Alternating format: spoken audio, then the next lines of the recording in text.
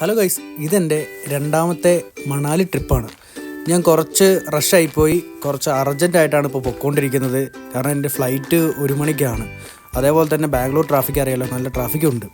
അങ്ങനെ എയർപോർട്ടിലെത്തി, check in ചെയ്തു. ഞാൻ കാറിൽ നിന്ന് ഇറങ്ങിയത് സെക്കൻഡ് ടെർമിനലാണ്.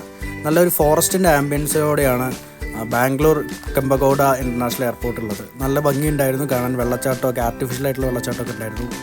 ഫോറസ്റ്റ് കണ്ടു നിൽക്കുമ്പോൾ ഫ്ലൈറ്റിന് ടൈമായി.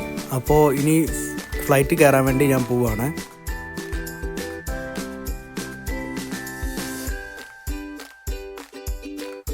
അങ്ങനെ ഡൽഹി എയർപോർട്ട് എത്തി.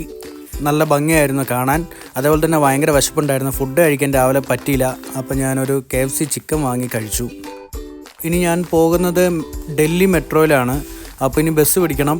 അപ്പോൾ ഡൽഹി മെട്രോ എൻ്റെ ഫസ്റ്റ് എക്സ്പീരിയൻസ് ആണ്. കണ്ടതൊരു വെറൈറ്റിയാണ്. മെട്രോ വരുന്നതെല്ലാം ഫുള്ള് കവേർഡ് ആയിട്ടുള്ള ഒരു പ്ലാറ്റ്ഫോമിലാണ്.